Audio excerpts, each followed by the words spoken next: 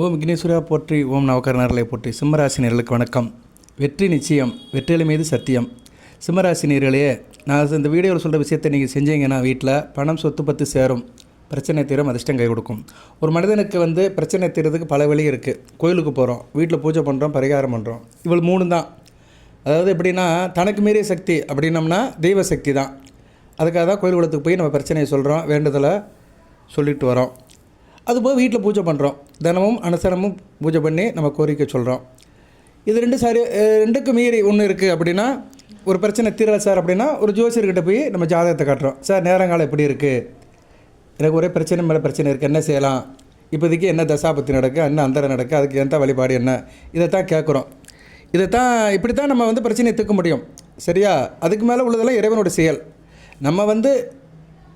நம்மளால் முடிஞ்ச அளவு இவ்வளோ செய்ய முடியும். சரியா நேர்களே? இதுதான் நடக்கு நாட்டில். நிஜம் இதுதான், யதார்த்தம் இதுதான். இறை வழிபாடு, பூஜை புனஸ்காரம், ஜோதிடத்தை பார்க்குறது, ராசி பலனை கேட்குறது, இதுக்குள்ளே தான் மனிதனோட வாழ்க்கை போயிட்டுருக்கு. இதுக்கு நம்பிக்கை இருக்கணும், தெய்வ நம்பிக்கை இருக்கணும். தெய்வ நம்பிக்கை இருக்கிறவங்ககிட்ட தான் இதெல்லாம் இருக்கும், இந்த பழக்க வழக்கங்களாக இருக்கும். நாஸ்திகிட்டெல்லாம் இருக்காது. கடவுள் இல்லைன்னு சொல்கிறவங்களாம் இதெல்லாம் நம்ப மாட்டாங்க, அவங்க காரியத்தை பார்த்துட்டு போவாங்க. ஆனால் அவங்களுக்கும் அந்த கிரக நிலைப்படி தான் வாழ்க்கை நடக்கும். அவங்க ஜாதகத்தில் பார்த்தாலுமே அவங்க தெய்வத்தின் மேலே நம்பிக்கை இல்லாமல் இருப்பாங்க. குரு கெட்டு போயிருப்பார். சரியா? குரு கெட்டு போனால் சாமி மேலே நம்பிக்கை இருக்காது. 9ஆம் இடம் 5ஆம் இடம் பரிபூர்ணமாக கெட்டு போயிருக்கும். சரியா? 5, 9ஆம் இடத்துல பாபத்தோட இருந்து குருவும் கெட்டு போயிட்டாருன்னா சாமியாவது பூதமாவது போயிட்டுருப்பாங்க. அவங்களுக்கு அந்த சிந்தனை இருக்காது. ரைட்டு, இப்போ அதெல்லாம் இருக்கட்டும். இப்போ நம்ம எதுக்கு வர்றோம்னா, சிம்ம ராசிக்கு வெத்தலை மூலமாக சில வெற்றிகள் நடக்கும். சரியா? வெற்றிலை ரொம்ப முக்கியமாக பார்க்கப்படுகிறது. வெற்றிலை, விநாயகர் படத்தை வச்சு வெற்றிலை வச்சு வீட்டில் சாமி கும்பிடணும். 2 வெத்தலை 2 பாக்கு தான், ரொம்ப எல்லாம் வேண்டாம். 2 வெத்தலை 2 பாக்கு, கொட்டைப்பாக்கு. இந்த சுருள் பாக்கு, பாக்கெட் பாக்கெல்லாம் கிடையாது, கொட்டைப்பாக்கும் 2 வெத்தலையும், காம்புடன் உள்ள வெத்தலை, சுத்தமான வெத்தலை, கிளிசல் இல்லாத, அழுகல் இல்லாத 2 வெத்தலை, நல்ல வெத்தலை 2 பாக்கு வச்சு சாமி கும்பிடணும். அது செய்கிறதுனால என்ன உங்களுக்கு பலன் கிடைக்கும், அதை பற்றி தான் அந்த வீடியோவில் நம்ம பார்க்க போகிறோம். சரியா நேரலை? வெற்றிலை சுக்கிரனுடைய அனுக்கிரம் பெற்றது. சுக்கிரன் ஒரு இயற்கை சுவர். வெத்தலை தாம்பூலத்துக்கு உள்ளது. எந்த ஒரு காரியமாக இருந்தாலும் சரி, குடும்பத்தில் ஒரு விசேஷ நாளாக வெத்தலை இல்லாமல் இருக்காது. பூஜை புனஸ்காரம் எதுவாக இருந்தாலும் சரி, வெத்தலை முதலிடமாக இருக்கும். வெத்தலை மற்ற எல்லாவுடைய பிரச்சனையும் தீர்க்கும். இப்போ பூஜை புனஸ்காரத்தில் நம்ம சில பொருளை மறந்துடுவோம், சில காரியத்தை செய்ய மறந்துடுவோம். ஆனால் வெத்தலை பாக்கு இருந்துச்சுன்னா அது எல்லாத்தையுமே சரி பண்ணிடும். நம்ம செஞ்சது செய்ய மறந்தது எதாக இருந்தாலுமே அதை நிவர்த்தி பண்ணுற சக்தி வெத்தலை பாக்கு இருக்குது. அதனால தான் தாம்பூலம் வைக்கும்போது கண்டிப்பாக வெத்தலை பாக்கு வைப்பாங்க. அந்த காலத்தில் இந்த சுருள் கொடுக்கும்போது வெத்தலை பாக்கு வச்சு தான் கொடுப்பாங்க. சுருள்னு சொல்லுவாங்க. சரியா? சில விசேஷ செய்திகளுக்கு சுருள் வச்சு கொடுப்பாங்க. ஸோ வெத்தலை பாக்கு வச்சு எதையும் செய்யலாம். வெத்தலையை வச்சு சத்தியம் கூட பண்ணுவாங்க. சரியா? வெற்றிலை மேலே சத்தியம் பண்ணுவாங்க. வெத்தலை ரொம்ப முக்கியமாக பார்க்கப்படுகிறது. மருத்துவ குணம் உள்ளது. உடம்புக்கு டெய்லி ஒரு வெத்தலை சாப்பிட்டு வந்தாலே உடம்புல வயிற்று பிரச்சனை இருக்காதும்பாங்க. சரியா? சுவாச பிரச்சனை, வயிற்று பிரச்சனை இதெல்லாம் இருக்கும். ஆஸ்துமா கோளாறு நிவர்த்தி ஆகும். சளி பிடிக்காது. ஜீரண சக்தி அதிகமாக்கும். நரம்பு மண்டலத்தை வேலை செய்ய வைக்கும். ஸோ வெத்தலை ஒரு முக்கியமான பொருளாக பார்க்கப்படுகிறது. ஓகே நேர்களே, அப்படிப்பட்ட வெத்தலை சிம்மராசினியர்களுக்கு என்னென்ன காரியத்தை சார் செய்யும், என்ன நல்ல காரியத்தை செய்யும் சிம்மராசினியர்களுக்கு அப்படின்னா, திருமணம், கணவன் மனைவி உறவு, குழந்தை பாக்கியம், பிள்ளைகள் விஷயத்தில் நல்ல ஒரு காரியம், கையில் காசு பணம், தொழில் வியாபாரம், இதெல்லாம் மிகச்சிறப்பாக எடுக்க வைக்கும். ஒரு மனிதனுக்கு இதுதான் தேவை. குடும்பம், கணவன் மனைவி உறவு, பிள்ளைகள், பார்க்குற உத்தியோகம் அல்லது தொழில், இது 4 நல்லா இருந்தாலும் நல்லாயிரும் ஒரு மனுஷன். சரியா? இதுக்குள்ளே தான் இருக்கும். அதுக்கு மேலே உடல் ஆரோக்கிய பிரச்சனை அதெல்லாம் அப்புறம் பார்த்துக்கலாம். இப்போ இந்த வெத்தலை என்றைக்கு கும்பிடணும், எப்படி கும்பிடணும், அதை பற்றி இந்த வீடியோவில் பார்க்க போகிறேன். பொறுமையாக கேளுங்க. பொதுவாக வெத்தலை பாக்கு புதனுடைய ஆதிக்கத்தில் வருது. அதுபோல் பாக்கு சிவபெருமான் உஷ்ணம் சம்மந்தப்பட்டது பாக்கு. சரியா நேர்களே? வெத்தலை குளிர்ச்சி, பாக்கு உஷ்ணம். வெத்தலை பாக்கு சுண்ணாம்பு. வெத்தலை சுக்கிரன், பாக்கு புதன், சுண்ணாம்பு செவ்வாய். உங்கள் ராசிக்கு இப்போ பார்த்தோம்னா சுண்ணாம்பை தவிர்த்துருவோம். ஏன்னா நம்ம சுண்ணாம்பு போடலை, சுண்ணாம்பை நம்ம சேர்க்கலை. வெத்தலை பாக்கு வச்சு பூஜை தான் பண்ண போகிறோம். ஆனால் சில பேர் தாம்பூலம் போடும்போது வாயில் வெத்தலை பாக்கு போடும்போது சுண்ணாம்பு தடவை தான் போடுவாங்க. அந்த ஒரு காரணத்துக்காக தான் செவ்வாயை சொல்ல வரேன் நான். செவ்வாய் தான் சிவப்பை கொடுப்பாரு. சுண்ணாம்புனாலே என்ன, சுண்ணாம்பு தடவாமல் வெறும் வெத்தலை போடுங்க சிவக்காது. அந்த சுண்ணாம்பு சேர்த்தா தான் சிவக்கும். செவ்வாய் நேரம் சிவப்பு. இவ்வளோ ஜோதிடம் இவ்வளோ மேட்சாகுது பார்த்தீங்களா? செவ்வாய்னாலே சிவப்பு தான். அந்த சுண்ணாம்பு சேர்த்தா தான் வெத்தலை சிவக்கும். நாக்கு சிலவருக்கு பாருங்கள் ரத்த கலரில் இருக்கும். நாக்கில் அந்த உமிழ்நீர் சக்தி இப்படி நிறையா சொல்லிட்டு போகலாம். அங்கே சந்திரன் வந்துடுவார். உமிழ்நீர் சந்திரன், செவ்வாய், சுக்கிரன், புதன் 4 பேர் சேர்த்தாங்கன்னா வெத்தலை போட்ட வாய் சக்கச்சவேன்னு இருக்கும். நாக்கு அப்படி இருக்கும். சரியா? இதெல்லாம் அந்த காலத்தில் இருந்தது. பெண்கள்லாம் வெத்தலை போட்டு இருப்பாங்க. அவங்க அழகாக இருக்கும். கிராமத்து பெண்கள்லாம் வெத்தலை போட்டு பேசும்போது அவங்க அழகே அழகாக இருக்கும், நல்ல ஆரோக்கியமாக இருப்பாங்க. ஸோ வெத்தலை வந்து ரொம்ப முக்கியம். அந்த வெத்தலை வச்சு ஒரு பூஜை பண்ண போகிறோம். அதை பற்றி அந்த வீடியோவில் பார்க்க போகிறோம். சரி நேயர்களே, இந்த வெத்தலை வந்து எப்படின்னா, நீங்கள் வாரம் ஒரு நாள் இல்லைனா மாதம் ஒரு நாள் எப்போனாலும் பண்ணலாம். சரியா, விசேஷ நாளுன்னு கூட சேர்க்கலாம். குறிப்பாக அந்த ஓரையில் செய்யணும், அதான் ரொம்ப முக்கியம். ஓரை சிம்ம ராசிக்கு வந்து வேண்டிய ஓரை 5ஆம் இடம் 9ஆம் இடம். சரியா, 5ஆம் இடம் என்ன? தனுசு. 9ஆம் இடம் என்ன? 9ஆம் இடம் வந்து மேசம். ஸோ குரு ஓரை அல்லது செவ்வாய் ஓரையில் செய்யணும். வியாழக்கிழமை குரு ஓரை அல்லது செவ்வாய்க்கிழமை செவ்வாய் ஓரை, இது ராசிக்கு. ஏன்னா சிம்ம ராசியில் வந்து ஒவ்வொரு லக்கணத்தில் பிறந்திருப்பீங்க, லக்கணத்துக்கு ஏற்ற மாதிரி அந்த கிழமைகள் மாறுபடும். சரியா, பொதுவாக வந்து உங்கள் லக்கணத்துக்கு வந்து 5, 9. 5ஆம் இடங்கிறது வந்து என்ன? குலதெய்வத்தை குறிக்கும். 9ஆம் இடம் வந்து இஷ்ட தெய்வத்தை குறிக்கும். ஒவ்வொரு மனிதனுக்குமே குலதெய்வம் இருக்கும். சரியா நேயர்களே, அது லக்கணத்துக்கடி மாறுபடும். குலதெய்வ வழிபாடு மிகச்சிறப்பாக இருக்கும். ஸோ வெத்தலை பாக்கு வச்சு செய்யும்போது நீங்கள் குலசாமியை வச்சு கும்பிடணும். குலசாமி படம் உங்கள் இஷ்ட தெய்வம். இஷ்ட தெய்வம்னா என்ன? நம்ம தெய்வத்தை டெய்லி கும்பிடுவோம், அடிக்கடி அந்த கோயிலுக்கு போவோம், அதான் இஷ்ட தெய்வம். ஸோ வெத்தலை பாக்க வச்சு உங்கள் குலதெய்வம், இஷ்ட தெய்வம், அதுபோக சிம்ம ராசிக்கு உண்டான சிம்ம கணபதி. ஏன்னா விக்னேஸ்வரன் தான் ரொம்ப முக்கியம். வெற்றிலை விநாயகருக்கு வெற்றிலை வச்சு கும்பிடுறது ரொம்ப சிறப்பு, வெற்றி மேல் வெற்றி கிடைக்கும். சரியா, வெற்றிலையாவும் விநாயகருக்கு வெற்றிலை வச்சு படைத்தோம்னா வெற்றிகள் எல்லாம் சிம்மராசிக்கு. வெற்றிலையாவும் விநாயகருக்கு வெற்றிகளையாவும் சிம்மராசிக்கு. ஸோ அந்த 2 வெத்தலை 2 பாக்கு வந்து சிம்ம கணபதி வச்சு கும்பிட்டிங்கன்னா மிகச்சிறப்பாக இருக்கும். சிம்ம கணபதி பாரு தான் நான் நிறைய பேருக்கு அனுப்பியிருக்கிறேன், ஆயிரக்கணக்கான அனுப்பியிருக்கிறேன். சிம்மராசி நேரில் நிறைய பேர் எங்கிட்ட கேட்டு வாங்கியிருக்கிறாங்க. அப்படி வேணுங்கிறவங்க எங்கிட்ட கேளுங்க. 8807457629. ஃபோன் பண்ண வேண்டாம், வாட்ஸ்அப்பில் கேட்கணும். கமெண்ட் பாக்ஸ்லாம் கேட்காதீங்க. நிறைய பேர் கமெண்ட் பாக்ஸில் டெக்ஸ்ட் பண்ணி கேட்குறாங்க, ஃபோட்டோ அனுப்புங்க சார்னு. ஃபோட்டோ என்ன போஸ்டர்லேயே அனுப்ப முடியும்? அதெல்லாம் அனுப்ப முடியாதுங்க. நீங்கள் வாட்ஸ்அப்பில் கேட்கணும். வாட்ஸ்அப்பில் கேட்டிங்கன்னா ஃப்ரீயாக அனுப்பிடுவேன். நான் அந்த இமேஜை மட்டும் அனுப்புவேன். நீங்கள் அதை பிரிண்ட் அவுட் எடுத்து லேமினேட் பண்ணிக்கணும். சரியா, இன்றைக்கி நிறைய பேருக்கு தெரிய மாட்டேக்கு ஒரு காரியத்தை எப்படி பண்ணுன்னு தெரியல. சரியா, நீங்கள் கமெண்ட் பாக்ஸில் நீங்கள் வந்து கேட்கக்கூடாது. ஃபோட்டோ வேணும்னா கமெண்ட் பாக்ஸில் மற்ற இது கேட்டுக்கலாம். உங்கள் லக்கணத்துக்கு எந்த உரை வேணால் கேட்கலாம். இப்போ சிம்ம ராசியில் வந்து ராசிக்கு வந்து நான் சொல்லிட்டேன், ராசி மட்டும் தான் சார் தெரியும், லக்கணம் தெரியாதுன்னு சொல்கிறவங்க வந்து வியாழக்கிழமை குரு ஓரை அல்லது செவ்வாய்க்கிழமை செவ்வாய் ஓரையில் செய்யலாம். ஒரு நாளைக்கு பகலில் வந்து அந்த கிழமையோட ஓரை 2 தடவை வரும். இப்போ வியாழக்கிழமை குரு ஓரை காலையில் 6 to 7 இருக்கும், இரவு 8 to 9 இருக்கும். இன்னும் நீ காலையில் 6 to 7 கும்பிடலாம், இல்லைனா இரவு 8 to 9 கும்பிடலாம். உங்கள் சாய்ஸ் தான், உங்கள் விருப்பம் தான். ஆனால் எனக்கு ராசி மட்டும்தான் சார் தெரியும் சொல்கிறவங்க வியாழன் அல்லது செவ்வாய்க்கிழமை கும்பிடுங்க. சார் எனக்கு லக்கணம் தெரியும் நினைக்கிறவங்க கமெண்ட் பாக்ஸில் கேளுங்க. சார் நான் இந்த லக்கணம், மேச லக்கணம், ரிஷப லக்கணம் அப்படின்னு கேட்டிங்கன்னா நீங்கள் எந்த கிழமை எந்த ஓரை கும்பிடுன்னு சொல்லுவேன். ஏன்னா லக்கணத்தை கும்பிடுறது வந்து கூடுதல் சிறப்பு. ஏன்னா லக்கணம் தான் தனிப்பட்ட மனிதனுக்கு பலனை கொடுக்கும். ராசிங்கிறது பொது. சரியா, ராசிங்கிறது என்ன? மனம், உடல், வெளிவட்டார தொடர்பு, நீங்கள் ஈடுபடுற காரியம், இணக்கம். சரியா, ஆனால் லக்கணங்கிறது உங்கள் தனிப்பட்ட அமைப்பு, உங்கள் தனிப்பட்ட உங்களுக்கு உள்ளது. உயிர், ஆத்மா, ஜீவன், சொந்த பந்தம், இணக்கம் சொல்ல குடும்ப உறவு, இரத்த சொந்தம், இதெல்லாம் வந்து லக்கணம் தான் குறிக்கும். லக்கணம் தெரிகிறவங்க என்ன கிழமையில் கும்பிடுன்னு கேட்டிங்கன்னா அந்த கிழமையும் அந்த ஓரையும் சொல்வேன். ஏதோ ஒன்றில் செஞ்சால் போதும். சரியா, 2 கிழமை சொல்லியிருக்கிறேன் நான், ஒரு கிழமை செஞ்சால் போதும். உங்களுக்கு எந்த வசதி வருதோ அந்த செஞ்சால் போதும். லக்கணம் தெரியல அப்படி சொல்கிறவங்க செவ்வாய்க்கிழமை அல்லது வியாழக்கிழமை அந்த ஓரையில் செஞ்சுருங்க. செவ்வாய்க்கிழமை செவ்வாய் ஓரை, வியாழக்கிழமை குரு ஓரை. ரைட் நேர்களே, இப்போ இந்த வெத்தலை பாக்கு வச்சு கும்பிட்டிங்கன்னா மிகச்சிறப்பாக பார்க்கப்படுகிறது. உங்களுக்கு என்னென்ன பிரச்சனை செய்யுது சார் அப்படின்னா, பிள்ளைகள் விஷயத்தில் நல்லா இருக்குங்க. பிள்ளைகளோட காரியம் நல்லாயிருக்கும், பிள்ளைகளோட படிப்பு, வேலைவாய்ப்பு நல்லாயிருக்கும், புத்திர பாக்கியம் கிடைக்கும், பிள்ளை இல்லாதவங்களுக்கு பிள்ளை கிடைக்கும். அதுபோது பூர்வமணி சொத்துக்கள் கிடைக்கும், சந்தோஷமாக இருப்பீங்க, அறிவுபூர்வமாக இருப்பீங்க, கிரியேட்டிவ் மைண்டில் இருப்பீங்க, தலைமை பண்பு இருக்கும், நல்லா இருப்பீங்க. 5ஆம் இடங்கிறது முக்கியமான ஸ்தானம், மந்திர ஸ்தானம். நல்லா இருப்பீங்க, நல்ல தெய்வத்தை நினச்சி கும்பிடுவீங்க, மிகச்சிறப்பாக பார்க்கப்படுகிறது.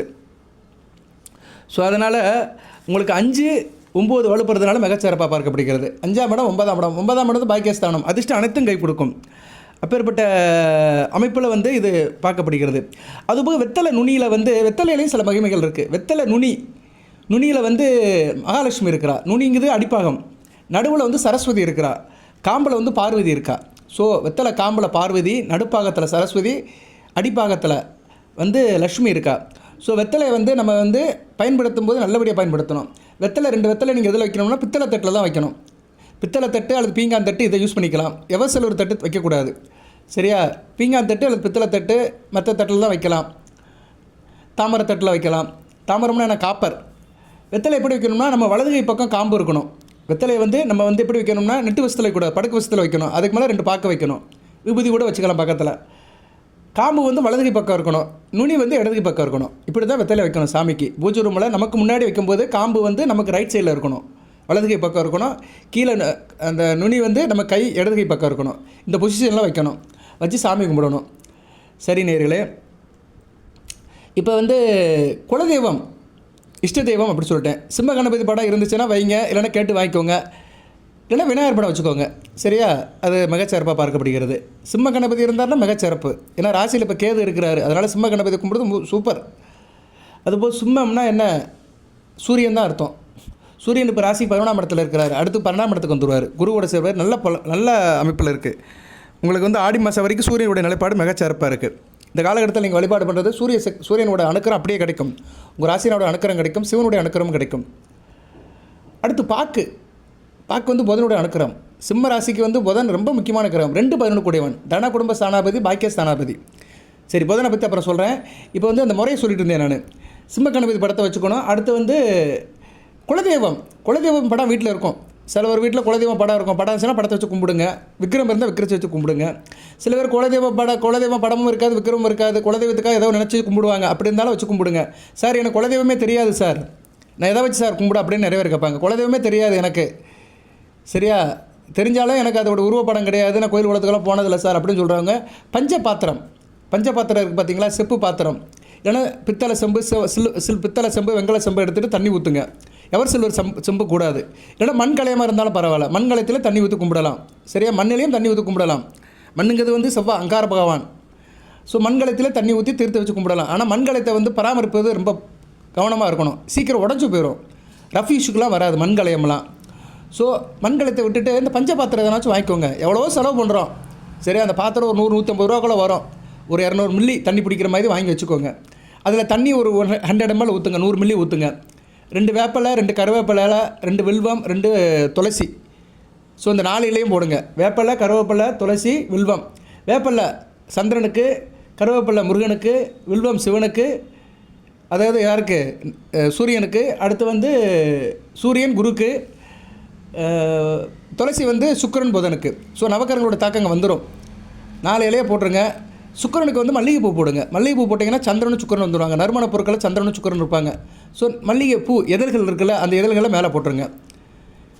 அதுக்கு மேலே வந்து அந்த பஞ்சபாத்திரத்தில் கொஞ்சம் போல் விபூதி, குங்குமம், சந்தனம், மஞ்சள் கொஞ்சம் போடுங்க. சரியில்லை, விரலை எடுத்து இத்தனோண்டு போடுங்க. பன்னீர் இருந்தால் பன்னீர் 2 சொட்டு ஊற்றலாம். பச்சை கற்பூரம் இருந்துச்சா இத்தனோண்டு உடச்சி பச்சை கற்பூரத்தையும் போடலாம். இதெல்லாம் போட்டிங்கன்னா அந்த பஞ்சபாத்திரத்தில் வந்து 30 கோடி தேவர்களும், மும்மூர்த்திகளும், 30 தேவிகளும் வந்துடுவாங்க. உங்கள் குலதெய்வமும் வந்துடும். குலதெய்வமாக நினச்சி அதை நீங்கள் கும்பிடலாம். குலதெய்வமே தெரியாதவங்க இதை வச்சு கும்பிடலாம். ஏன்னா உங்கள் குலதெய்வம் வந்து ஏதோ ஒரு தெய்வமாக தான் இருக்கும். ஒன்று சிவன் அம்சமாக இருக்கும், இல்லைனா பெருமாள் அம்சமாக இருக்கும், இல்லைனா முருகன் அம்சமாக இருக்கும், இல்லை சக்தி அம்சமாக இருக்கும். காவல் தெய்வங்களாக இருந்தாலுமே அதுக்கு கட்பட்டு தான் இருக்கும். ஸோ இந்த அமைப்பில் நீங்கள் வந்து வீட்டில் பஞ்சபாத்திரத்தில் வச்சு சில முக்கியமான நாள் அன்றைக்கி இப்போ நான் சொல்கிறேன் இல்லை, அந்த வெத்தலை வச்சு கும்பிடணும்னு, இது மாதிரி அமைப்பில் குலதெய்வத்தை நினச்சி கும்பிட்டிங்கன்னா குலதெய்வம் தெரியாதவங்களுக்கும் குலதெய்வத்தோட அருள் கிடைக்கும். குலதெய்வமே தெரியல சார் அப்படிங்கிறவங்க இப்படி பயன்படுத்திக்கோங்க. குலதெய்வம் தெரியும் அப்படின்னா குலதெய்வத்தை மனசில் நினச்சிக்கோங்க. குலதெய்வம் ஃபோட்டோ இருக்குன்னா அதை வந்து நல்லபடியாக நீங்கள் வந்து அலங்காரம் பண்ணி பூச்சூட்டி அதை வந்து பூஜை அறையில் வச்சுருங்க. அடுத்து இஷ்ட தெய்வம் வந்து எல்லாத்துக்கும் தெரியும். சரியா? இப்போ எனக்கு இஷ்ட தெய்வம் வந்து முருகப்பெருமானா முருகன் படத்தை வச்சுக்கணும். நான் எனக்கு இஷ்ட தெய்வம் பெருமாள்னா பெருமாள் படத்தை வச்சுக்கலாம். ஸோ இப்போ பூஜை அறையில் என்னென்ன வைக்கணும்? சிம்ம கணபதி குலதெய்வம், அடுத்து வந்து இஷ்ட தெய்வம் படத்தை வச்சு நெய்வேத்தியம் பண்ணுங்கள். நெய்வேத்தியத்துக்கு எது வேணாலும் வைக்கலாம். பால், நாட்டு சர்க்கரை, பழங்கள் எது வேணாலும் வைக்கலாம். அடுத்து 2 வெத்தலை, 2 பாக்கு. இதை வந்து எப்படி வைக்கணும்னு சொல்லிட்டேன். தாம்பழத்தட்டு இல்லை சார் எங்கள் வீட்டில் அப்படின்னா பீங்கான் தட்டில் வைங்க, கண்ணாடி தட்டில் வைங்க. சரியா? வெறுந்தரையில் வைக்காதீங்க. குத்து விளக்கு ஏற்றி வச்சு கூட சாமி கும்பிடலாம். நிற விளக்காக வச்சுக்கலாம், தீபம் ஏற்றியும் சாமி கும்பிடலாம். எல்லாம் உங்கள் சாய்ஸ் தான். அதுக்குள்ளெல்லாம் நான் வரமாட்டேன். ரொம்ப நூதனம் பார்த்தோம்னா ஒரு காரியம் செய்ய முடியாது. ஓரளவு தான் நூதனம், ஆச்சாரம், அனுசாஷனம் பண்ணணும். ரொம்ப பார்த்துட்டோம்னா பண்ண முடியாது. சரியா? மீன் விற்ற காசு நாருமா? இல்லையே. மீன்காரனுக்கு தான் தோஷம். ஆனால் அவன் கையில் இருந்து வாங்குற காசுக்கு தோஷம் இல்லை. அப்படி தான் வச்சுருக்கான். நாட்டில் நடப்பு அப்படி தான் இருக்குது. சரியா? அப்படி தான் இருக்குது. மீன் விற்ற காசு தான் நாரும். சாரி, மீன் தான் நாரும், மீன் விற்ற காசு நாராது. அதுபோல் தான் ரொம்ப நூதனம்லாம் பார்க்க முடியாது. ரூபா நோட்டுக்கு தோஷம் கிடையாது. அந்த ரூபா நோட்டு இதுக்கு முன்னாடி யார் கையில் இருந்தது, யார் பேரில் இருந்தது யாருக்குமே தெரியாது. சரியா? மனிதன் வந்து எப்படிலாம் பிழைக்கிறான் பாருங்கள். பணம் வந்து அந்தளவுக்கு மதிப்பு இருக்குது, அதனால் அதுக்கு தோஷம் இல்லைன்ட்டாங்க. மற்றதுக்கெல்லாம் அப்படி செய்யக்கூடாது, இப்படி செய்யக்கூடாது. அதனால் என்ன சொல்ல வரேன்னா, நம்ம வந்து இறைவனை முழுசாக நம்பிக்கிட்டு தான் சில காரியத்தை செய்யணும். ரொம்ப போனோன்னு வச்சுக்கோங்களேன், சில பேருக்கு அது சாதகமாக இருக்கும், சில பேருக்கு பாதகமாக இருக்கும். அதுக்குள்ளெல்லாம் நம்ம போக வேண்டாம். நமக்கு என்ன முடியுமோ அதை செஞ்சால் போதும். அதுக்காக தான் நான் என்ன சொல்லுவேன் வீடியோவில், நிறைய அந்த பரிகாரம் அதெல்லாம் செய்யாதீங்க. அதெல்லாம் சில பேர் குழப்புவாங்க. இந்த புரோகிதர் அவன் சில பேரெல்லாம் வந்து ஆளுகளை குழப்பி சம்பாதிப்பாங்க. நீங்கள் எந்த அளவுக்கு குழம்புறீங்களோ அந்த அளவுக்கு உங்கள்கிட்ட இருந்து பலனை எதிர்பார்ப்பாங்க. குழம்பிய குட்டையில் தான் மீனை பிடிக்க முடியும். குட்டியை குழப்பி மீனை பிடிக்கிறதுக்கு வந்து தன்னோட வசதிக்காக பிறர் குழப்பிட்டே இருப்பாங்க. ஆனால் போதை ஜோடத்தில் நான் ஃப்ராங்காக சொல்கிறேன், யாரையுமே அந்த கோயிலுக்கு போங்க, இந்த கோயிலுக்கு போங்க, அந்த பரிகாரம் பண்ணுங்க, செலவு பண்ணுங்களாம் சொல்ல மாட்டேன். வீட்டில் கும்பிடலாம். நெஞ்சமே கோயில், நினைவே சுகந்தம், பூஜை கொள்ள வர பரபரமே. வீட்டில் வச்சு கும்பிடியா, அதே போதியா உனக்கு. வீட்டு சாப்பாடு தான் நல்லது. நீ ஹோட்டலில் எவ்வளோக்கு சாப்பாடுக்கு போனேன்னா ஒரு தோசை 100 ரூபாங்கிறான் இன்றைக்கி. அது இந்த சிலிண்டர் விலையெல்லாம் ஏறிடுச்சு, ஏற்றுறான், வரிசையாக ஏற்றிக்கிட்டே இருக்கான். சிலிண்டர் ஏற்றினாலும் ஏறுறான், கடலை மாவு உளுந்த பருப்பு ஏற்றினாலும் தோசை ஏற்றுறாங்க. எல்லாம் அவன் ஜவரத்துக்கு ஏற்றிட்டு இருக்கான். எவனும் கேட்கறது கிடையாது. ஹோட்டலுக்குள்ளே போயிட்டு வர முடியல. ஒரு இட்லி 20 ரூபா. மதுரையில் ஒரு இட்லி 20 ரூபா.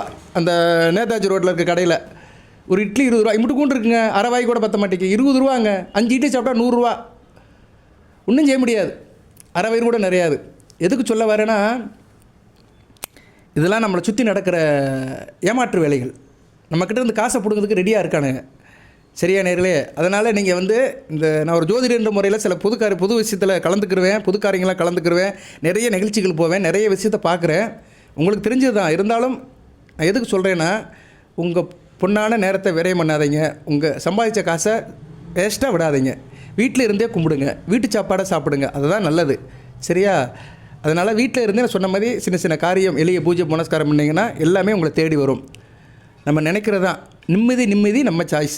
ஓகே, இப்போ வந்து என்ன பண்ணுறீங்கன்னா சொல்லிட்டேன். சிம்ம கணபதி, குலதெய்வம் படம், இஷ்டதெய்வம் படத்தை வச்சு கும்பிடுங்க. வேண்டுதலெல்லாம் சொல்லுங்கள். நான் சொன்ன மாதிரி வெத்தலை பாக்க வச்சு கும்பிட்டிங்கன்னா மிகச்சிறப்பாக இருக்கும். அனைத்தும் நிறைவேறும். அடுத்து பாக்கு புதன் வந்து 2 கூடியவன். இந்த பூஜை பண்ணிங்கன்னா வாக்கு நல்லாயிருக்கும், சொல் நல்லாயிருக்கும், செயல் நல்லாயிருக்கும், குடும்பத்தில் இன்பம் இருக்கும், சந்தோஷம் இருக்கும், பழக்க வழக்கம் நல்லாயிருக்கும், பணம் பல வகையில் வரும். வருமான ஸ்தானாதிபதி புதன். அடுத்து வந்து லாபம் நல்லாயிருக்கும், தொழில் வியாபாரம் லாபம் நல்லாயிருக்கும். குறிப்பாக கல்வி அறக்கட்டளை வச்சுருக்கிறவங்க, ஃபேன்சி ஸ்டோர் வச்சுருக்கிறவங்க, புஸ்தக ஸ்டால் வச்சுருக்கிறவங்க, நவதானிய வியாபாரம் பண்ணுறவங்க, இவங்களுக்கு நல்லாயிருக்கும். சொல்லிக் கொடுக்குறவங்க, பின்னணி பாடகர்கள், திரைப்பட சம்மந்தப்பட்டவங்க, கலை சம்மந்தப்பட்டவங்க நல்லாயிருக்கும். மூத்த சகோதர விஷயத்தில் நல்லபடியாக இருக்கும். புதன் ஒரு நல்ல கிரகம். சரியா? பொதுவாக புதன் வந்து இயற்கை சுபர். புதனும் குருவும் வந்து நல்ல பலன்களை கொடுப்பாங்க. புதன், குரு, சந்திரன் இவங்க 3 பேரும் சேர்ந்திருந்தாலே ஒரு அருமையான அமைப்பு. சரியா நேர்களே? ஸோ அந்த அமைப்பெல்லாம் வந்து உங்களுக்கு நல்லபடியாக கிடைக்கும். நல்ல விதமாக பார்க்கப்படுகிறது. சரியா நேர்களே? சிம்ம ராசிக்கு வந்து இந்த வெற்றிலையினுடைய வெற்றியை தரும் வெற்றிலை, வெத்தலை மீது சத்தியம். சரியா? நல்லபடியாக உங்களுக்கு இந்த